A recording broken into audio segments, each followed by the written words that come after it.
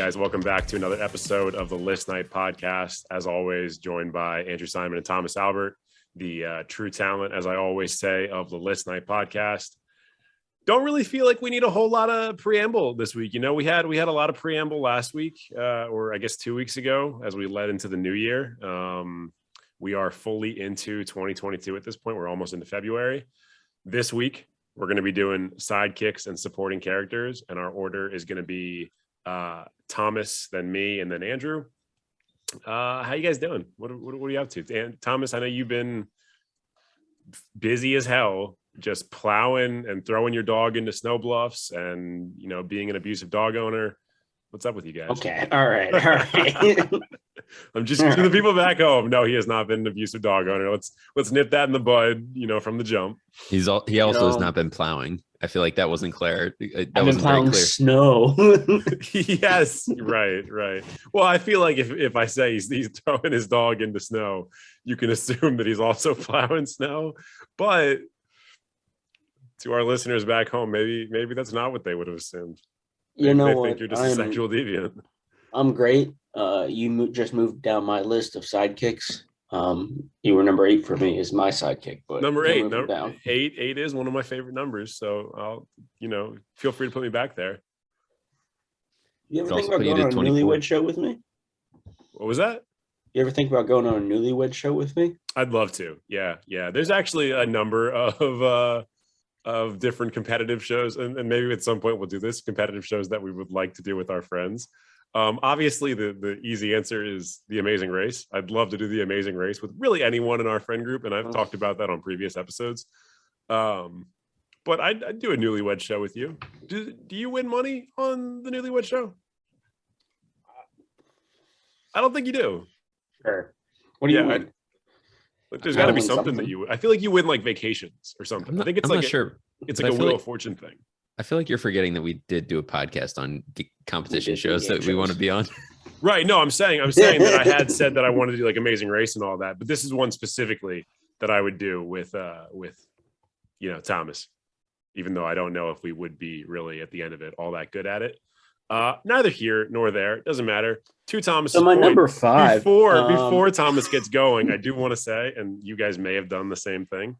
I did consider putting you guys on this list, and I realized that would be pretty rude.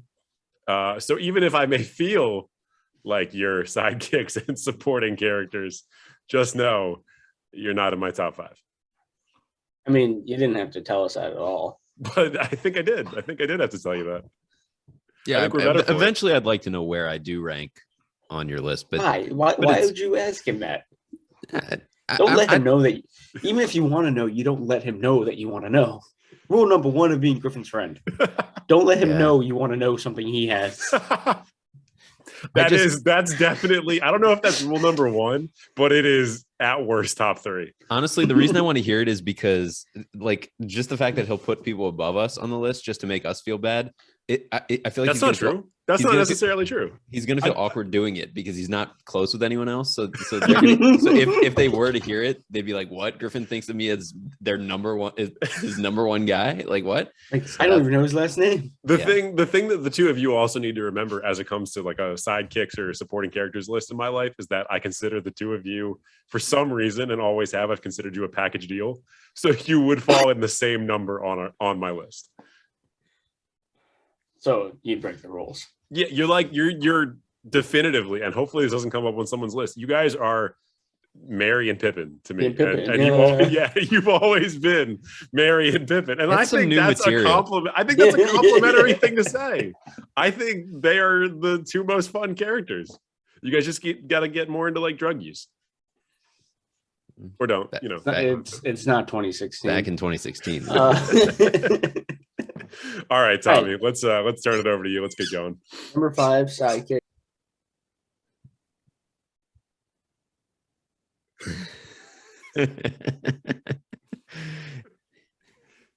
Oh, poor guy. Poor guy. Just wants that fun. He's just mad because he didn't make my list. Oh, now he's just glaring at the camera.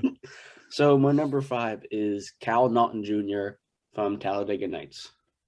Ricky Bobby, Talladega Nights, or Talladega Nights, Ricky Bobby, or Ricky Bobby, Talladega Nights, The Ballad of Ricky Bobby, I think is the full title. That's it. Cal Naughton Jr., because he's really loyal to the point where he'll sleep with your ex-wife that you no longer want to be with, which gives you an excuse not to be with her.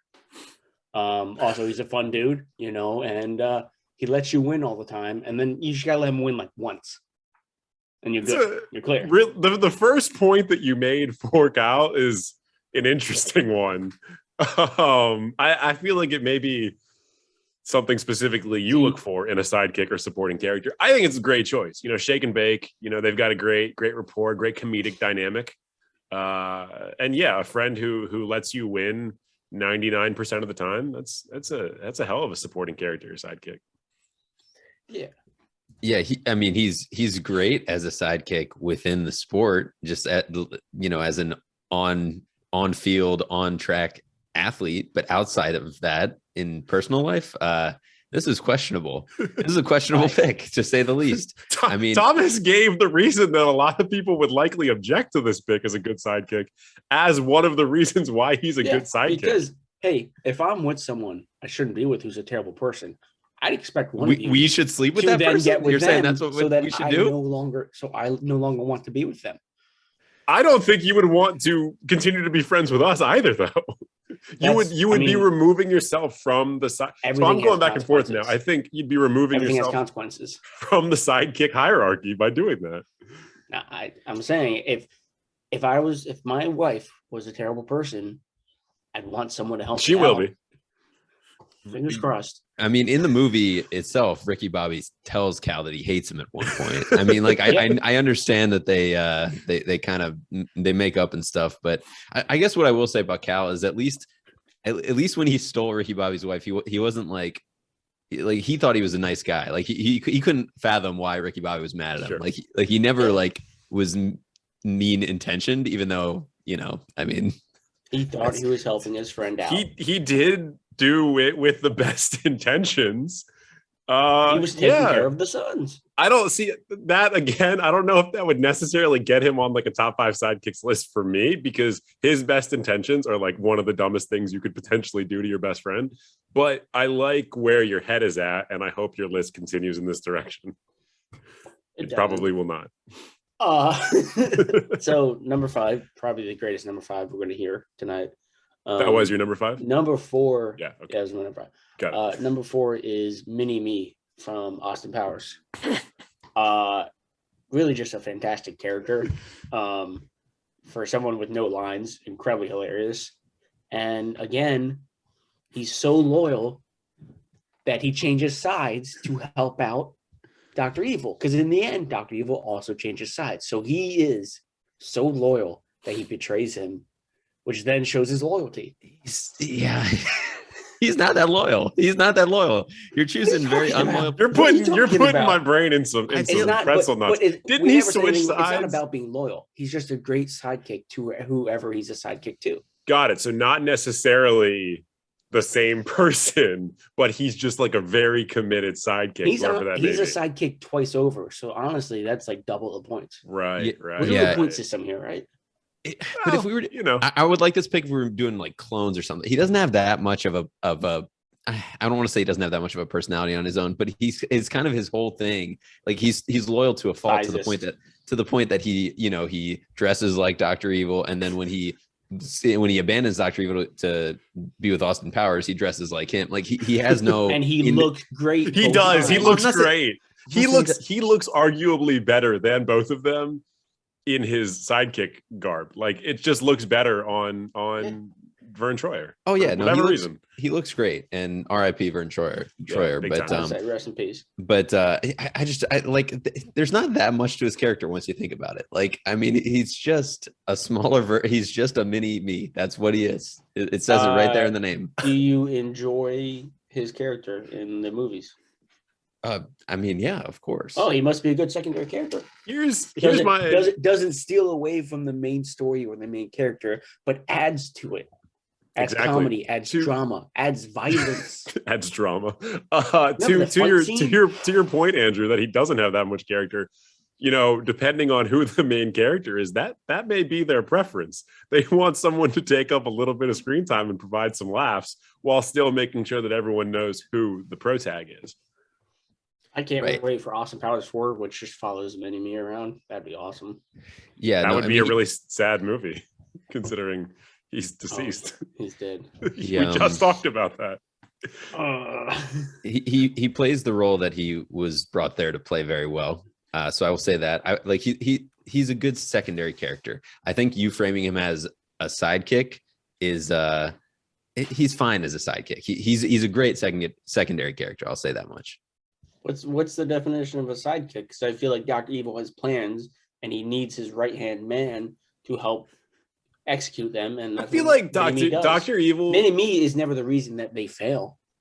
Honestly, he's probably the reason they get so far. Is definitely I think I'd go in the other direction from Andrew on this. I think he's more of a sidekick than like an actual like secondary character that like drives. Like there are members of Dr. Evil's like gang or whatever, not gang, organization that drive the plot or are like more like supporting characters, whereas Mini-Me quite literally is just a miniature version of whoever he is choosing to be a sidekick for. I think he, I don't know, maybe that's the diciness between a sidekick and a secondary character.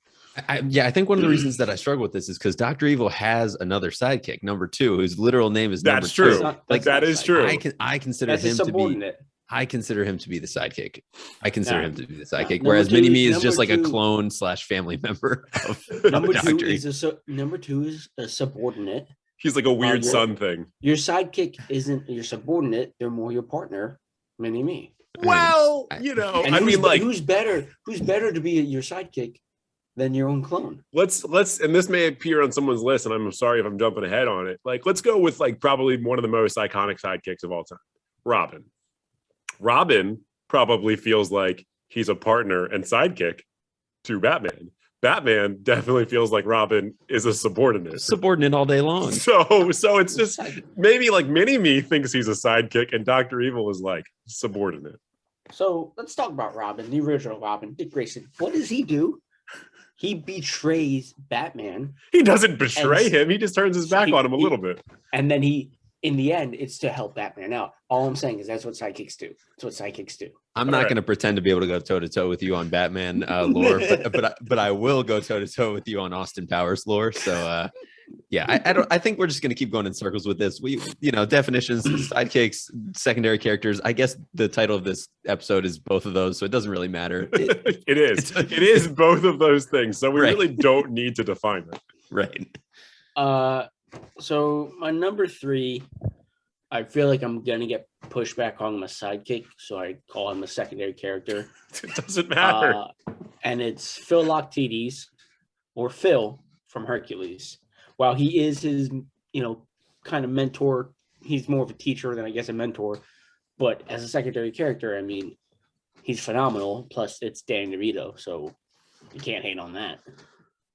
I'd call him a mentor. I think it wouldn't be too much to call him a mentor. He tries to give Herc some tips on women and self-confidence and things along those lines. This is a fantastic pick, not the least of which because this is my favorite movie. He was almost going to be on my list.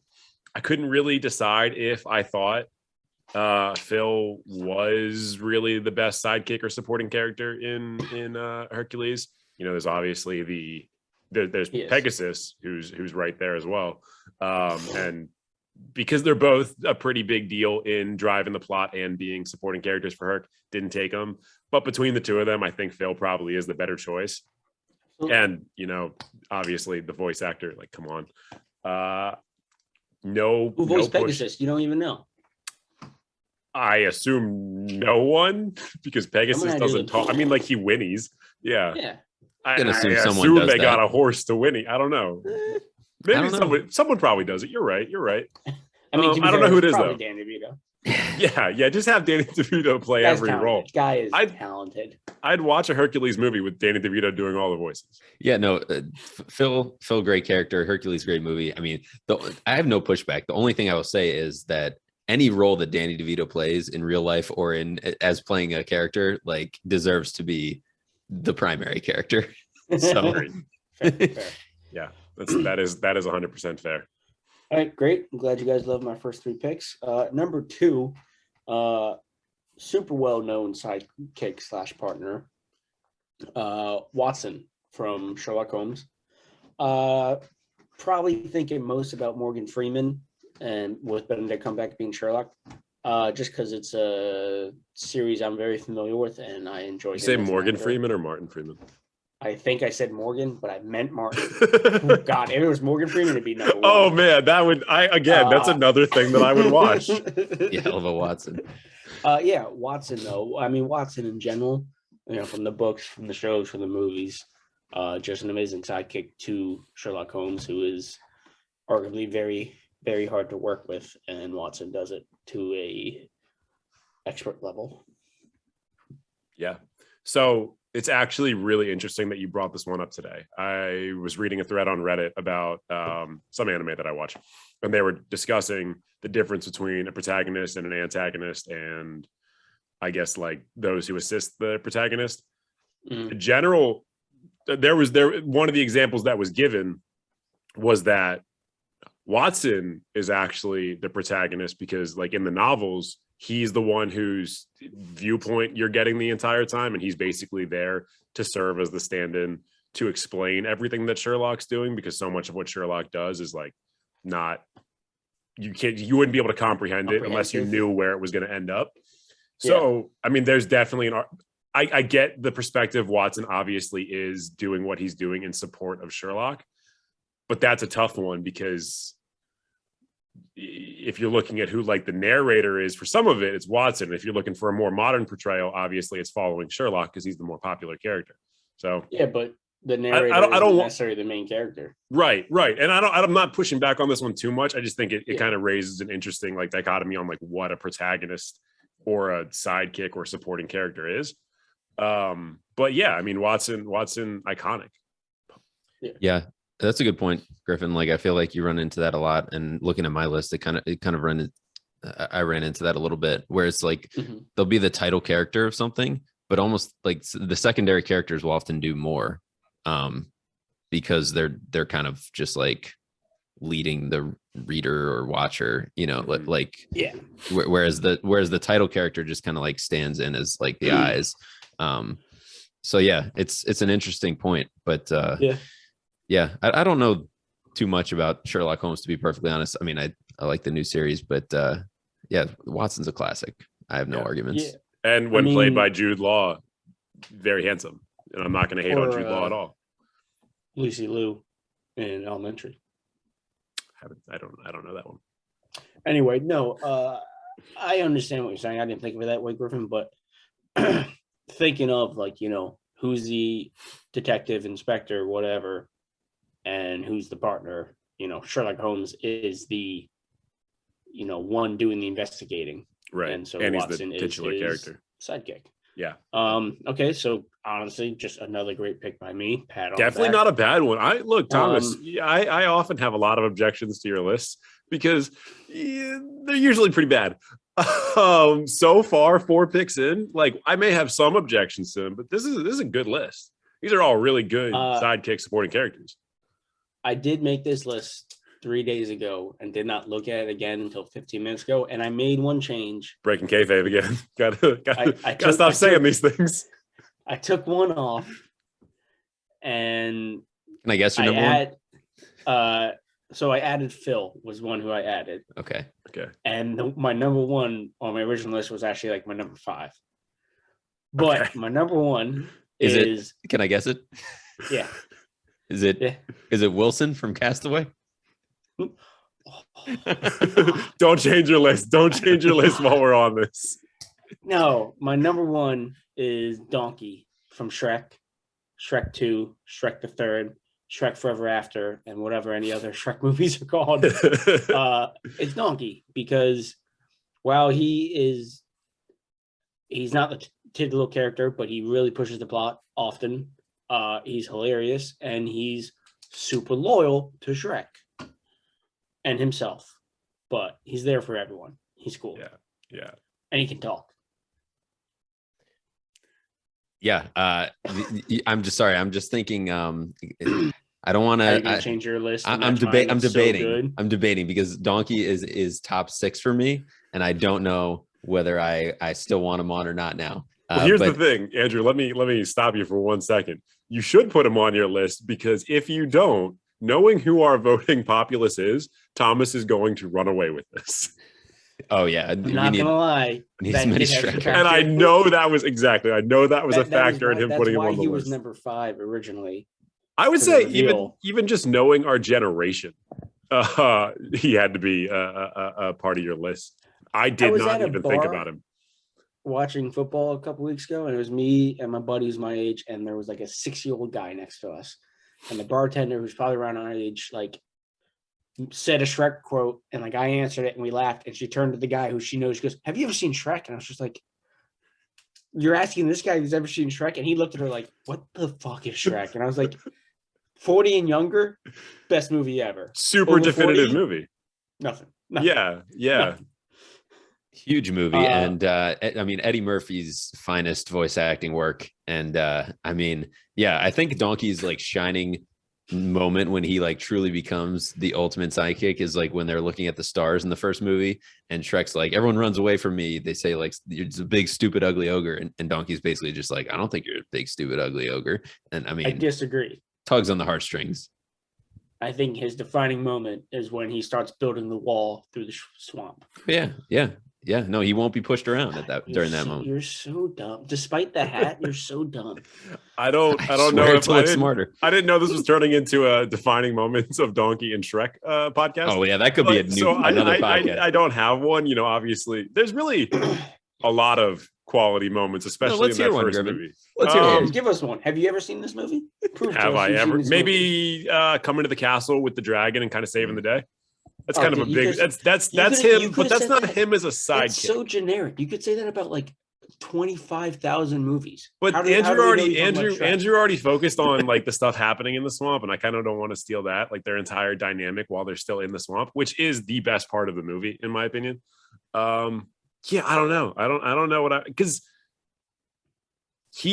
they're like, obviously it's Shrek's movie, and Shrek is the driving character in the movie, and Donkey definitively is a sidekick. But the two of them, he gets enough to do in at least the first movie, and I guess the second one as well, that he is basically just like a tier 2 protagonist. Like he does drive a lot of the major plot points that happen. He's a noble steed. Yeah.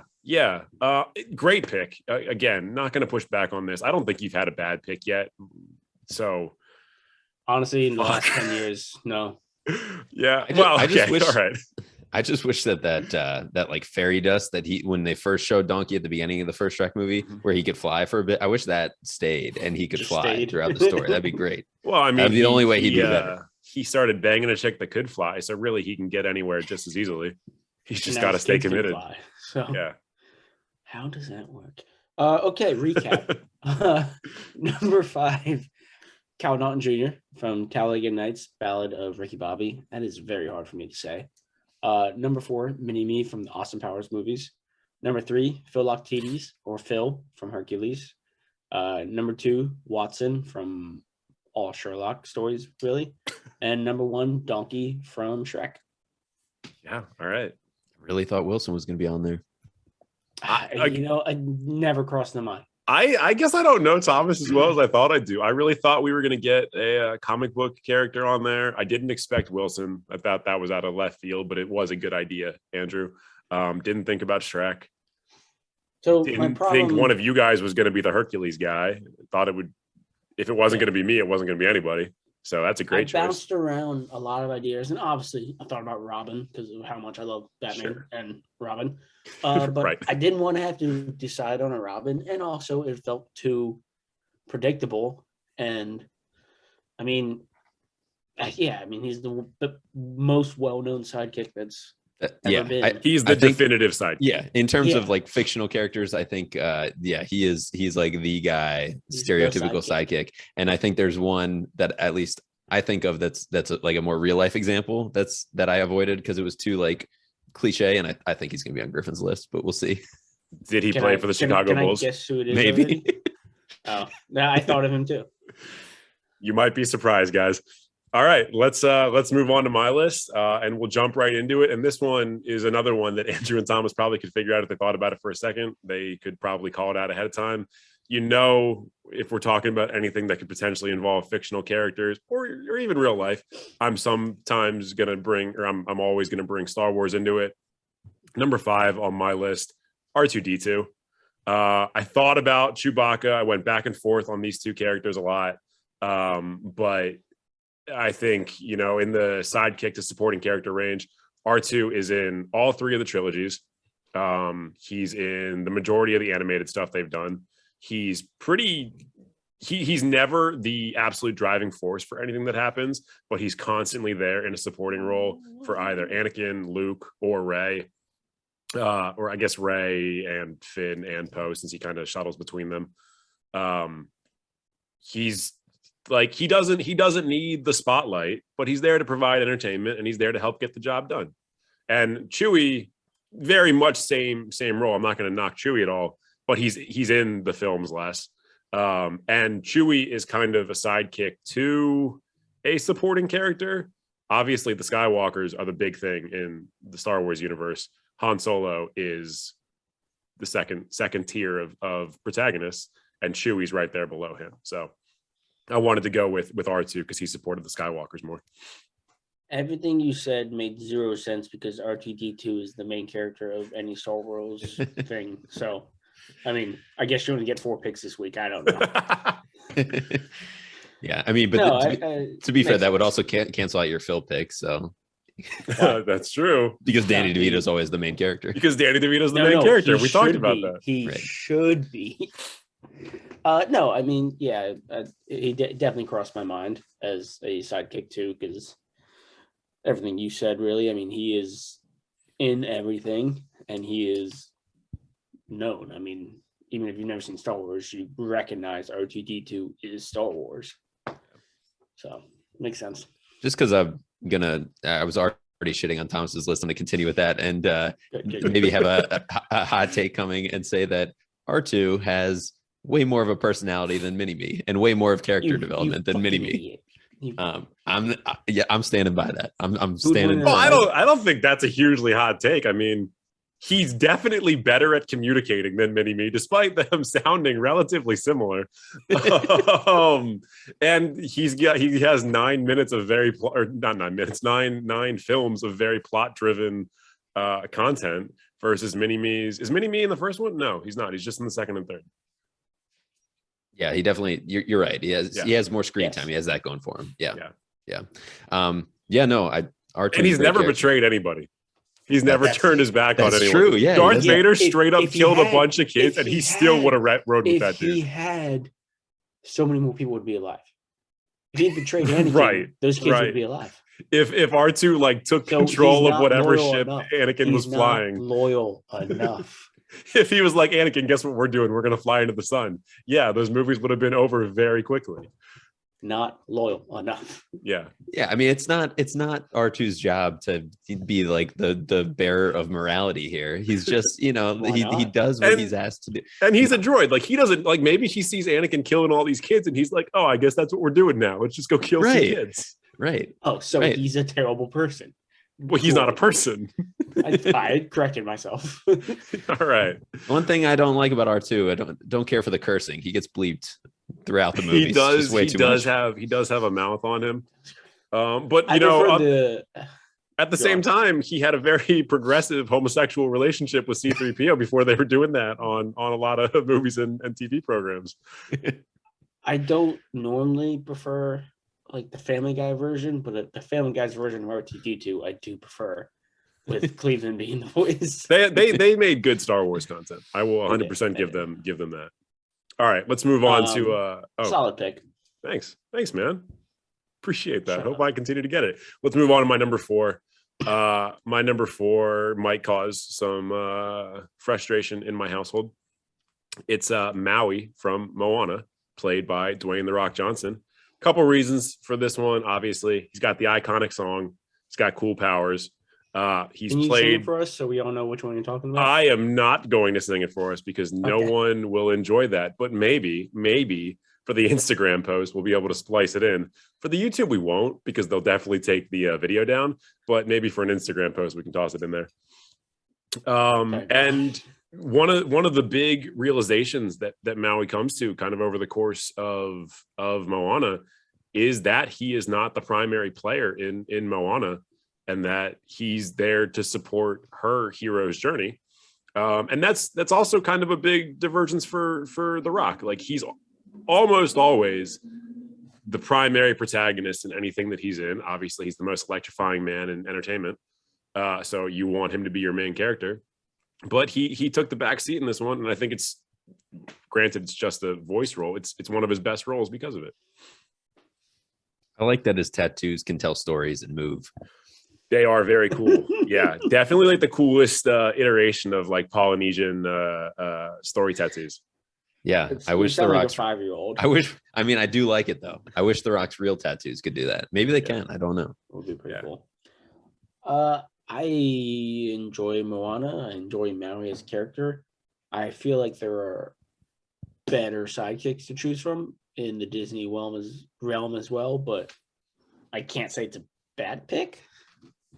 But I mean, no, that's not true. I'm gonna say it's a bad pick. My picks were better. You can't do it, but you're gonna do it. I'm gonna do it anyway. We've gone soft. Like, I feel like we used to just yell at each other for no reason, even when we agreed with each other. So Maui effing sucks. Stone Cold Steve Austin would have done a better job. That's another movie that I would watch. It's just Moana, but it's Stone Cold in the role of Maui. I assume they would probably change the way the character looks, considering it would be a little bit dicey at that point. But Steve Austin playing a Polynesian demigod, chugging beers and fighting like volcano gods. Just chugging coconuts, man. Yeah, just living his absolute best life. Oh yeah, you just crash them together. That's great. Oh man, I wish I knew how to animate things. I wish I knew how to animate. Sidebar: I feel like Moana is the last actual Disney movie I've sat down and watched. But have either of you seen Encanto? Because I keep hearing about it. No, I've seen. It's good. So this actually came up like yesterday. I've seen the last 15 minutes of Encanto. I didn't even know like what it was. I was just happened to be in the room when it was on. So unfortunately, I kind of know where the plot goes. But from what I hear about it, it's fantastic, and it's not a super like it's not a larger than life plot driven film. So you can watch it and just enjoy the characters without really like worrying about spoilers. I did recently watch Luca when I was home over Christmas break, and I really liked that. So I would recommend Luca. I thought it was really well done. Those, but Raya and The Last Dragon was pretty enjoyable. I haven't. There's a lot that I need to catch up on. There's a lot of really good ones that have come out in the past like 5 years that I'm just very behind on.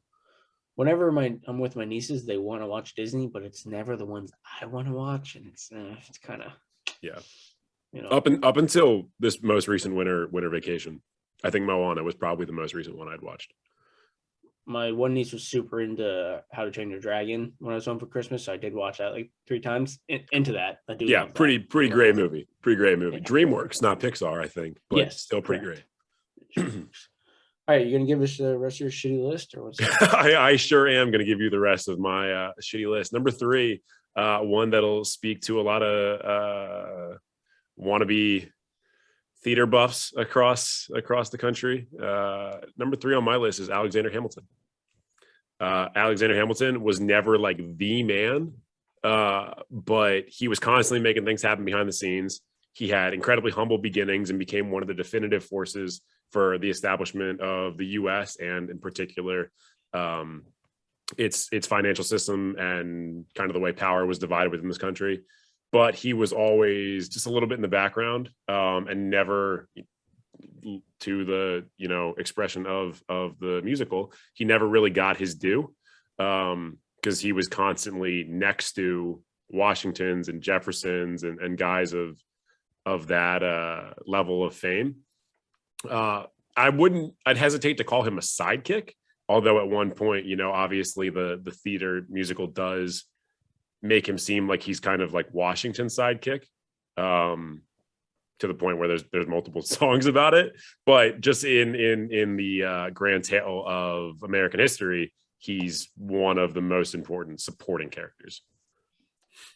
So was he a secondary character or was he just an overshadowed person? I'd call him a secondary character. Yeah, I know you would because he's on your list, but I'd call you wrong. Yeah, I have no issue with calling him that. I mean, I understand he's like overshadowed. I agree. He's overshadowed. Agree with me. Overshadowed and extremely important. But I mean, I will say, like, up until Hamilton the musical came out, he's probably the founding father or one of the founding fathers that you just study about the least in school, or maybe not the least, but definitely more than like guys like John Jay and like that the secondary tier of guys. I mean, to be fair, if it's not Washington, Jefferson, what founding father did we study in school? You know? Yeah, a little bit of Madison, a little bit of Adams, a little like bit Adams. A day. HBO or Showtime had their John Adams miniseries back in the day. That was fantastic. Like he got clout a while ago. Yeah, I mean, I feel like, to be fair, I have plenty of issues with how U.S. history is taught anyways. Sure. So, including the fact that you said how U.S. history is taught. Probably some issues with some other classes at the same time. But I love how they teach English. I taught English. I don't. I like this pick. It's interesting because like when we choose these types of lists, it's always like fictional characters and like fantasy type characters that always come to my mind. So then I always like think about who in real life should make my list if I want someone from real life. And this isn't a bad one. Yeah, thought about including Judas on my list, and then I was like, "Of course you did." Don't go too deep into the New Testament, Griff. You can't do this on back-to-back weeks. Yeah, really. You're just you're the Christian guy now. I guess so. I didn't know I had that rep, but I'm apparently giving it to myself. I also had the same thought, Andrew, where I was like, I went straight cartoon. I was like, I can't do that, so I mixed it up, and I was like, I should have real people, and I was like, no, that's stupid. Only idiots do that. I don't know. I guess I can't wrap my head around him being a secondary character sidekick when there's a play named after him. So sure. I think I agree with you guys. I also go in the direction of fictional characters. I think it's kind of dicey, kind of tough to think about human beings as sidekicks or supporting characters as if like they exist in some overarching narrative and they're not like human beings with their own thoughts and feelings. But these guys are dead. Or at least in this case, he's dead. My next pick, not so much. But I mean, I don't think it's disrespectful to call anyone a secondary character. You just have to give context. Like, yes, if you're a secondary character to the founder or the founders of a nation, or a guy who's as highly regarded as George Washington, that's good air to be breathing. Like you're right. I was about to say it's like context. Like Alexander Hamilton's kids would not consider him a sidekick, but like, they might. But like George Washington, his dead ass son. Like, yeah, I mean, like it's all about context. Yeah. All right, cool. It's all about context. And with that in mind, before you guys push back immediately, let's move on to my number 2. I think you thought it was going to be. I think I know who it is. All right, I want you to tell me who you think it is. Shaq.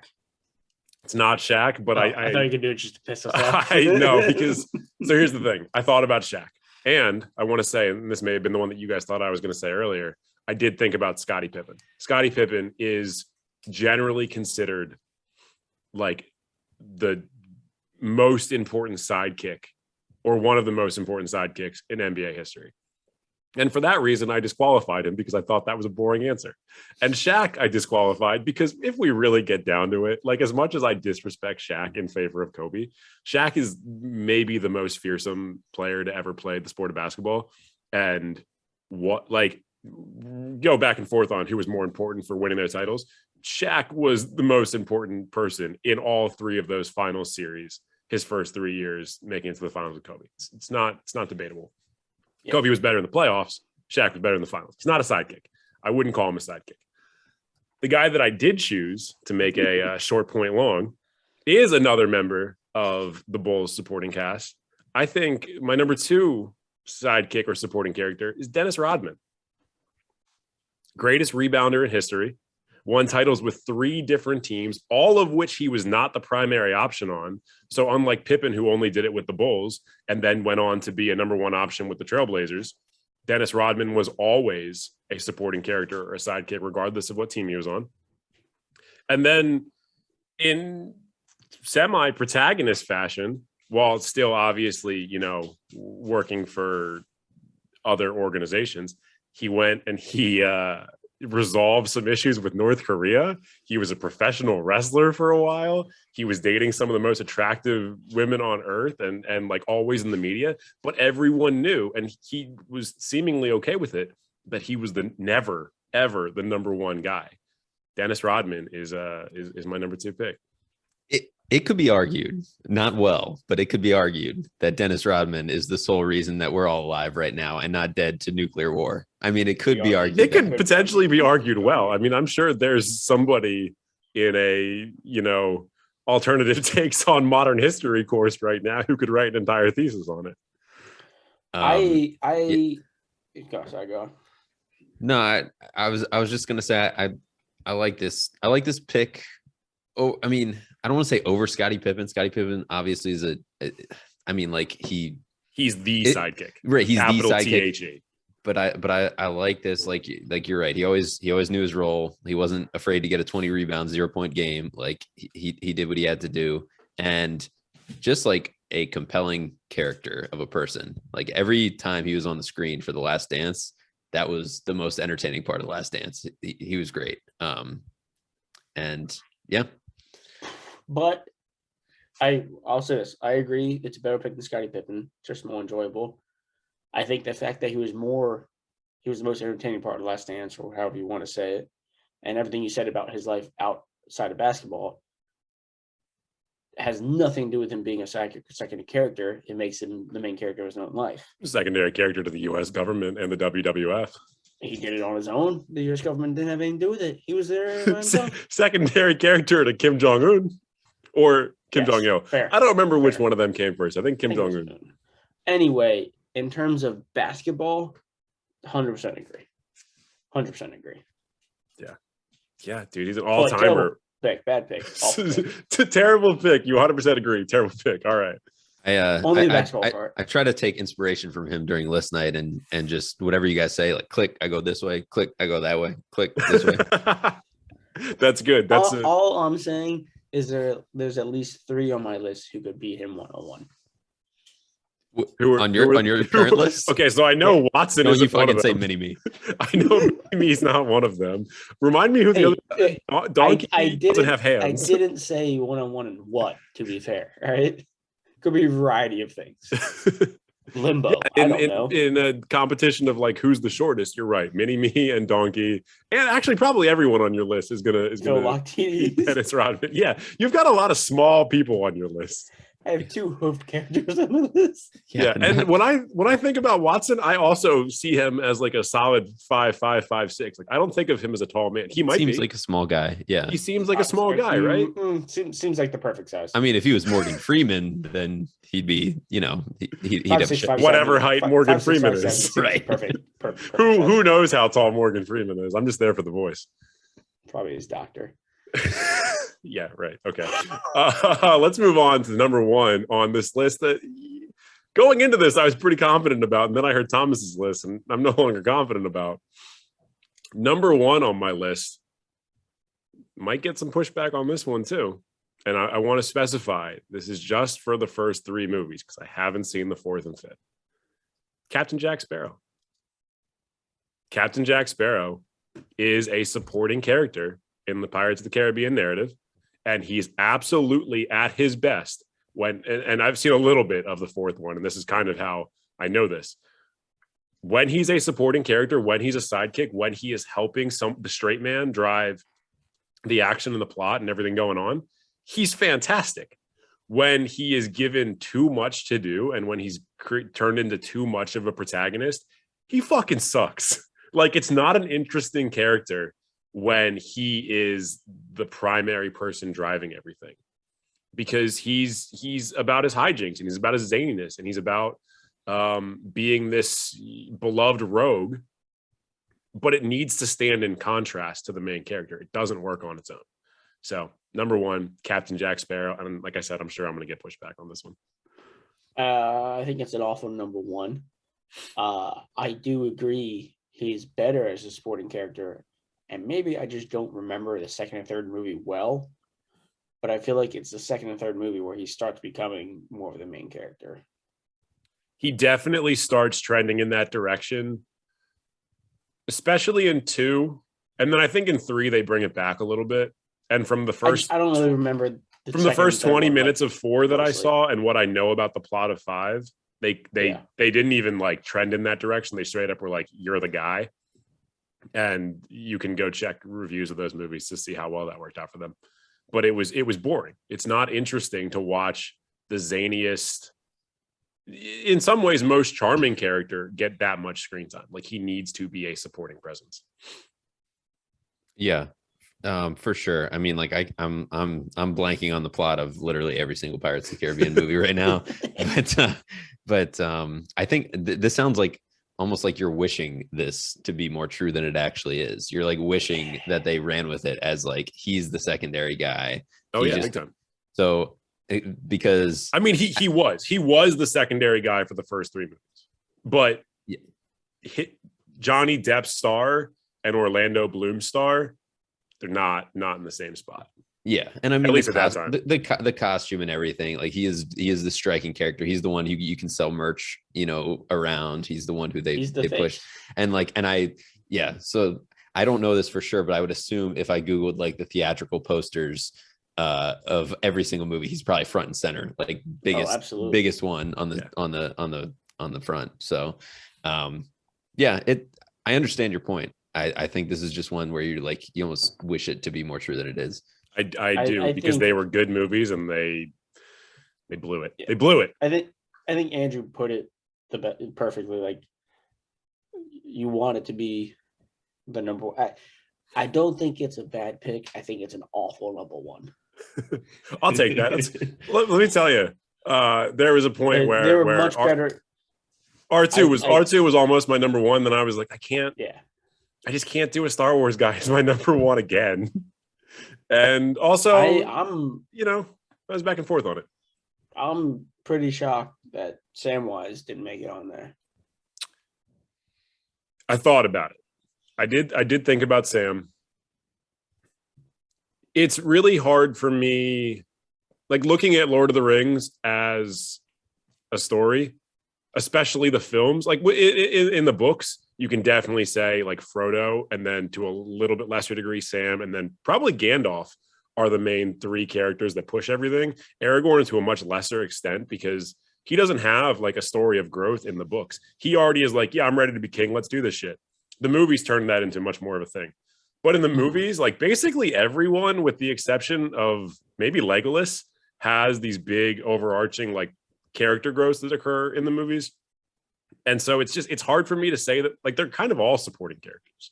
Obviously, Frodo and Aragorn are like the main 2, but it's just like, that's the thing with ensemble casts. Like everyone kind of gets a place to shine. Right.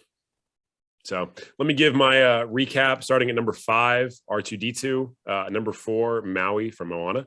Number 3, Alexander Hamilton. Number 2, Dennis Rodman. And number 1, Captain Jack Sparrow.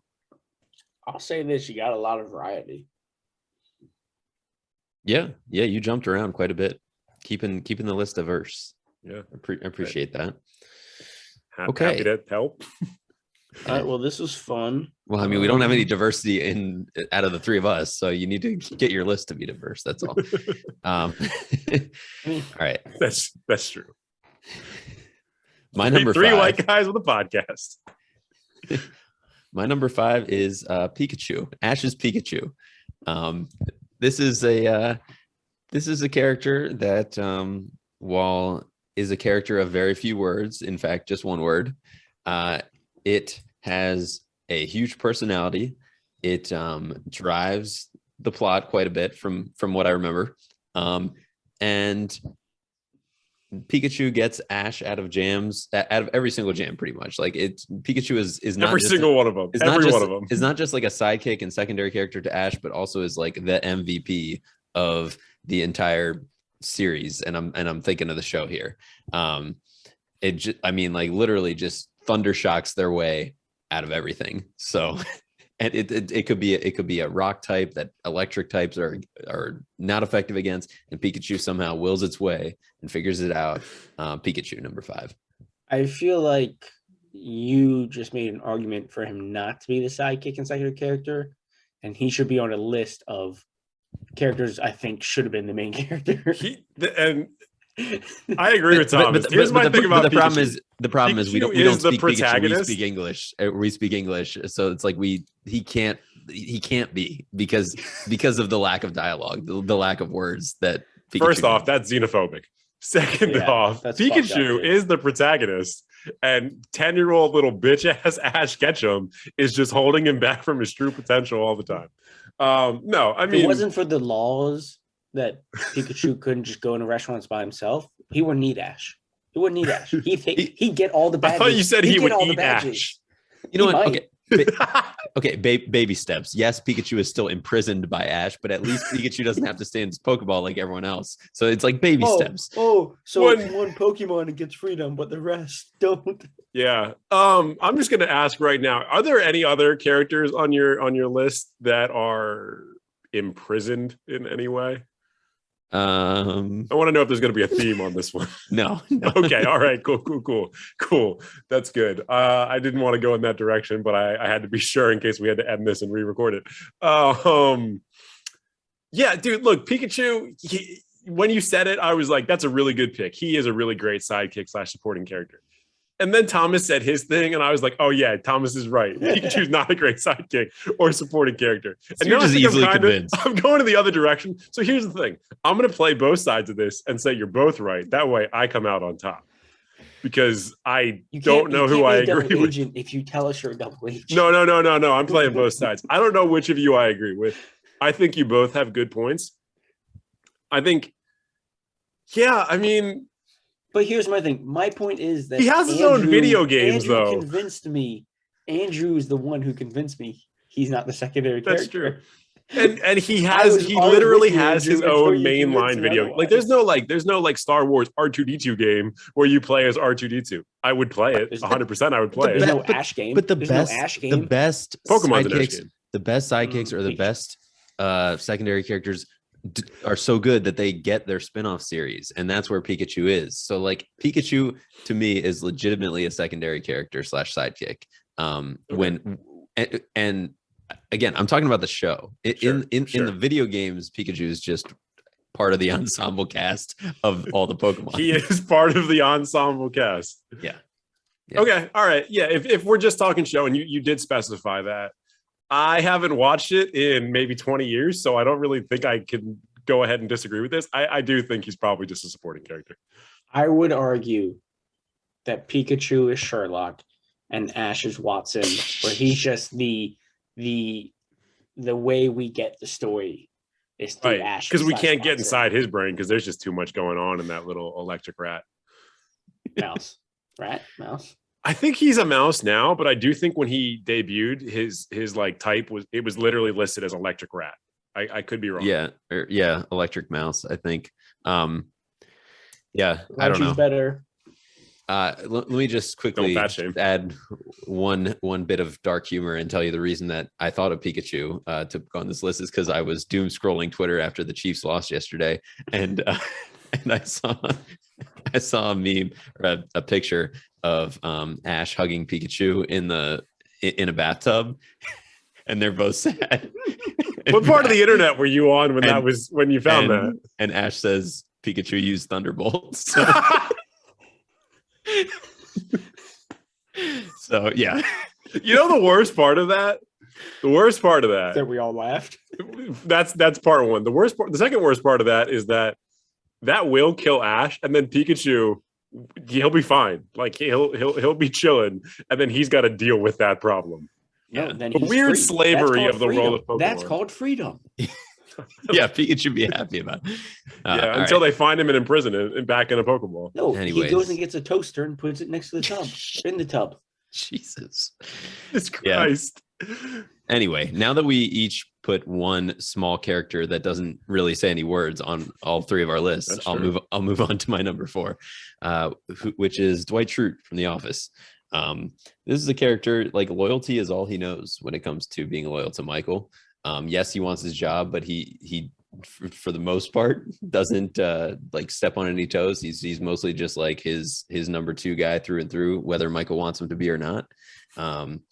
And there are times where he will go to outrageous lengths to protect not just Michael, but also the entire office and people who eventually become his friends. I also just think he's like, when The Office first was getting popular, he became like a standout character that like kind of took over the show. He was just a funny sitcom character that took off. I very much agree with this pick because he's so loyal that he betrayed Michael to ultimately help Michael. And so, this is finally a pick other than one of mine that works. Yeah, I guess there's some hypocrisy on my list. No, it did not cross my mind, but I think it runs into the problem of like we talked about Lord of the Rings, we're like an ensemble cast, so it's kind of hard to define who's what. But I would generally agree with Dwight being the sidekick and secondary character of it. So I like this pick. It's a good pick. I think Dwight, and I do think it's a good pick. I'm not the biggest Office guy in the world, but obviously, like most people, because you work from home. I've watched the vast majority of the show. I think Dwight, you run into a little bit kind of the same problem that you had with Urkel from Family Matters, where his real life popularity turned him into a bigger character than maybe they initially had intended him to be, where he initially was just a supporting character there to kind of serve as a ridiculous counterpoint to both Michael and Jim. And then obviously with how popular he got, they ended up giving him a lot more to do and probably for the good of the show. But definitely more supporting character than protagonist or primary character. So yeah, I'm with it. I don't have any real beef with this pick. Yeah. I find him annoying, but I'm sure he got the pick. Like he was always one of the main 4 characters, so I think he always had like was always intended to play a huge part in the series. But you might be right that he took on a little bit more. Plus, when Steve Carell left, they were kind of like at a loss for finding stories, probably. Yeah. So, but that kind of proves my point that I think he's much better as the secondary guy. The show kind of fell apart a bit when Michael left, and they're just kind of like working with this ensemble cast where most of the storylines have already been like tied up. And they're just like, just going on something funny Dwight does is not enough to like drive a plot. Oh, so it sounds like maybe Dwight Schrute is very similar to Captain Jack Sparrow, where after Will was no longer in the films and they only had the funny guy, they turned to him too often to do things. Interesting how similar those are. No, Dwight's a better pick than Captain Jack Sparrow has better fashion than Dwight Schrute. Dwight's a significantly better pick. Dwight is a fashion icon. All right, number 3. I wanted some sports, and much like you, I just thought Scottie Pippen is too predictable. Yeah. So I think I'm gonna get some pushback, but I went with Jerry Rice, and I know I'll probably get pushback because Jerry Rice is legitimately the greatest receiver, and some would argue top 2 or 3 best football players of all time. So like, how can you say he's a sidekick? However, football is a game where when we talk about greats, I think the vast majority of conversations go to quarterbacks. So Joe Montana is the guy that people talk about. And for that reason, I put Jerry Rice as like his sidekick or secondary guy on the team. Even though on any team with any quarterback, he probably would have stood out and been just ridiculous. But 3-time Super Bowl MVP or 3-time Super Bowl champion, 1-time Super Bowl MVP, 13-time Pro Bowler. His records speak for himself. And he had 8 years with Joe Montana, who in this scenario, I'm considering the primary character. So yeah, Jerry Rice, number not Steve Young. 3. Yeah. My initial thought was to say no, But a receiver does need someone to throw it to them. That's a fact. So, granted, a quarterback needs someone to throw it to. Yeah, I guess they could run all the time. That's what I mean. Right, they're guaranteed to have the ball on every play. If someone's going to be the sidekick, it's going to be the receiver. Yeah. And in this case, because Jerry Rice played with such renowned quarterbacks, like if he played with a bunch of no names and still had the numbers he had, he'd be the main character. I hope Jerry Rice sees this and gets really angry at you because like it's kind of fucked up. I hope he sees it too. Rude. It's kind of rude. Pretty rude. Yeah, we could use that clout. I'm willing to take the internet being mad at us if it means that we get out there to all of Jerry Rice's current fans. I feel like I want to get behind it and I just can't. My only real objection to this, and it's not a strong one, is that this is the perfect example of, in my mind, the difference between a supporting character and a sidekick. Because I wouldn't call him a sidekick to any of those guys, but whenever you refer to a team, whether it's basketball, you have a point guard and they're supporting, or whoever the number one player is and they're supporting cast. Talk about football, you talk about the quarterback and their supporting cast. Just to talk about the different positions, usually within the offense on a team. He is a member of the supporting cast. You know, he might absolutely be the best player on the team and one of the greatest players of all time. But like you said, he literally is unable to do his job without somebody else initiating their job. So in my mind, supporting cast. Like, I don't like sidekick as much just because it makes it feel like he's like a little bit deferential to the quarterback, where he has just as much clout as those guys. But like, I don't know. Maybe that's just how I'm thinking. Because when I think of sidekick, I think of Scottie Pippen and I think of Robin. And I think of Robin being deferential to Batman and Scottie Pippen being deferential to Michael Jordan. So it could just be how I think of the word sidekick. Yeah, I mean, this is where it's harder to rank real life people than fictional characters, because with fictional characters, you have like it's intensely disrespectful that we're doing this. Yeah, I mean, you have the beginning, middle, and end where someone created this character and they knew what their storyline was all along. Like they knew where they fit in the story. Whereas, like with someone like Jerry Rice, you can't know how great he would have been without Joe Montana and Steve Young, and vice versa. You can't know how great Joe Montana would have been without Jerry Rice. So it's like it's hard to like place. Yeah, I'm thinking on. I can't get behind it. I think mainly for that reason, because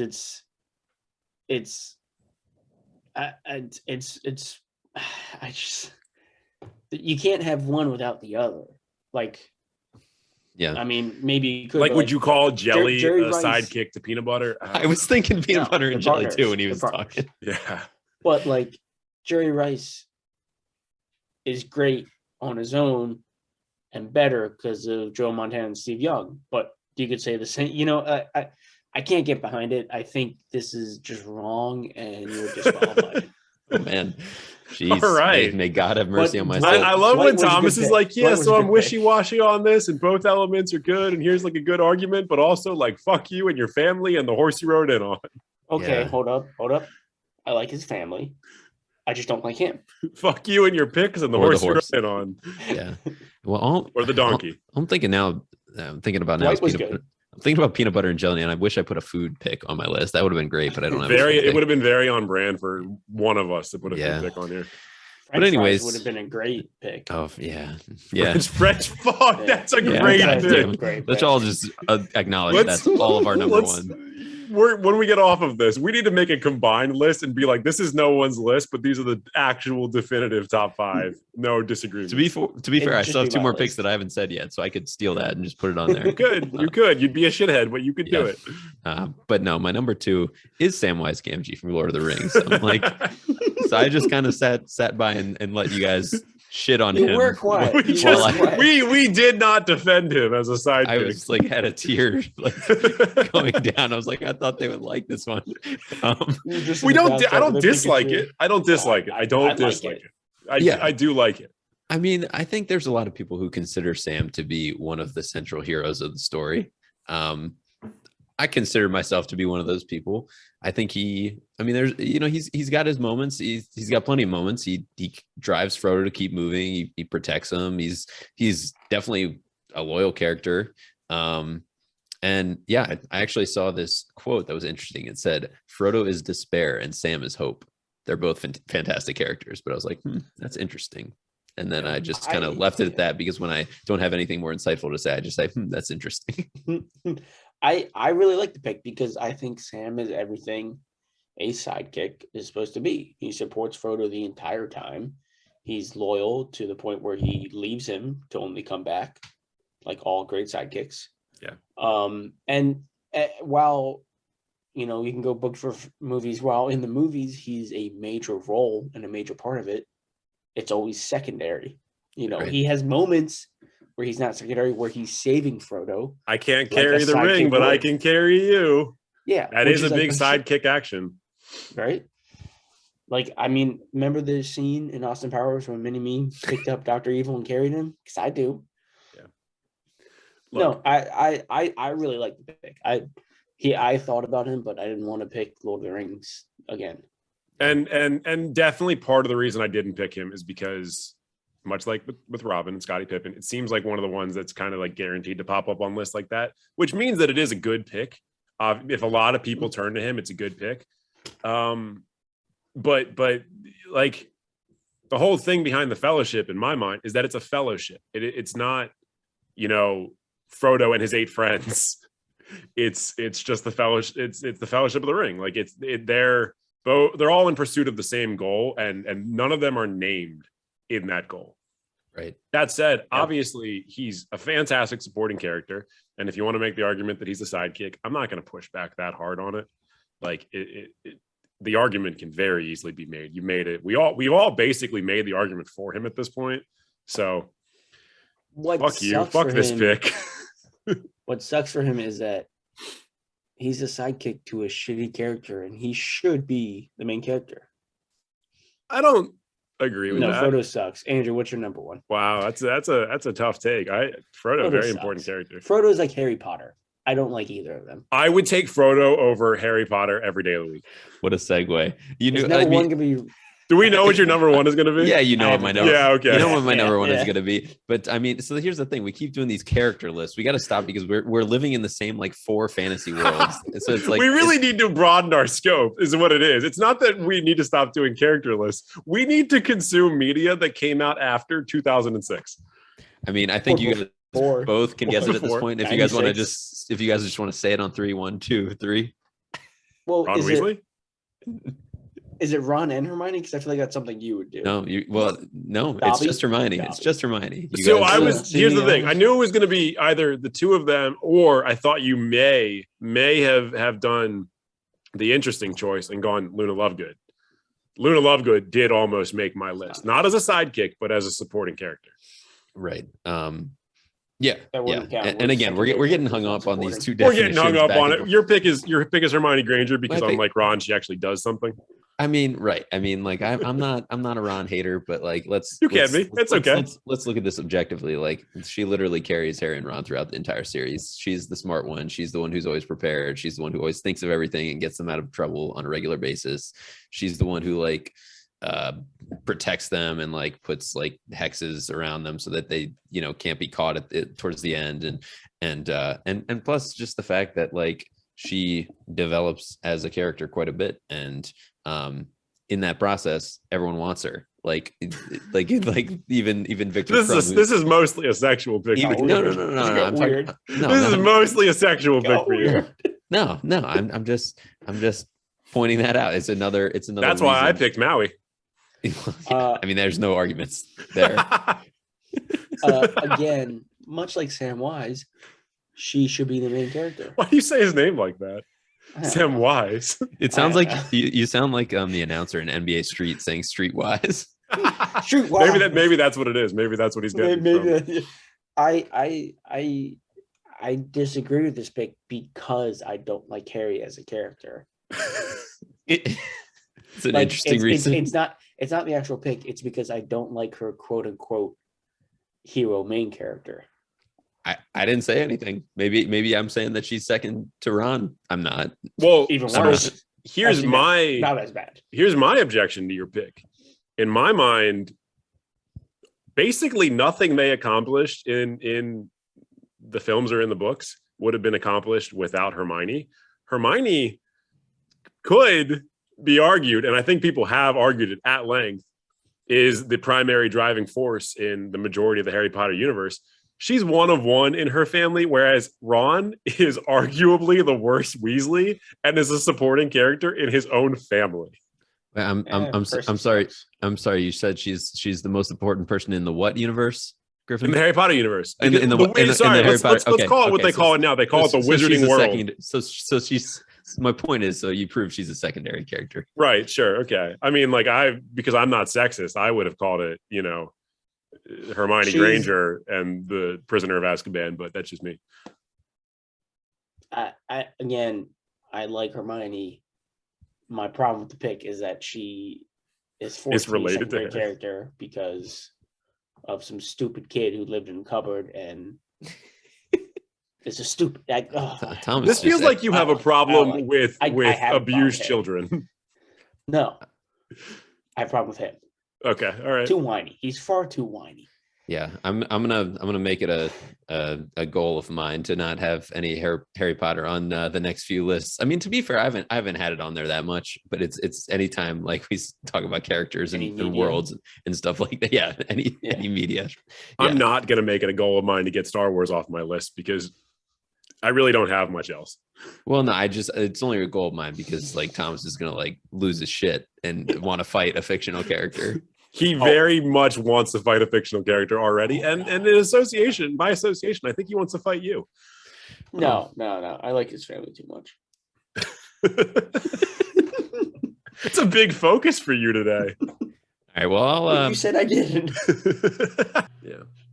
All right. Well, good lists, Thomas. I think you're gonna get in the win column this week. I don't think I'm going to vote for you, but it doesn't usually happen. I know it doesn't usually happen. Also, for anyone both watching or listening, guess who just hit 10 wins? This guy, out of 20 episodes that we voted on, this guy's won 10 of them. I'm the man. So you lose half the time. I lose half the time, but I win half the time. Those are Hall of Fame numbers. I hope Thomas doesn't edit this one because I imagine he's going to cut out that entire little interlude we just had. It's really weird. There's just 30 seconds of beeping. 30 seconds of my face cut out and just like an X mark. And we're back. if you're currently watching on YouTube, we appreciate you always watching the video podcast. Make sure you make sure you comment with your own top 5 or comment with which list was your favorite. Also, make sure you subscribe and share it with your friends. Now that we're in 2022, we've been after this for over a year at this point, trying to continue to share the pod with people. Also, if you're listening to the audio podcast on Spotify or Apple or wherever you may listen, make sure you hit the follow button. If you have the opportunity to rate and review, 5 stars, positive review, say good things about us. Even though it's an audio pod, you can talk about how handsome 2 of us are.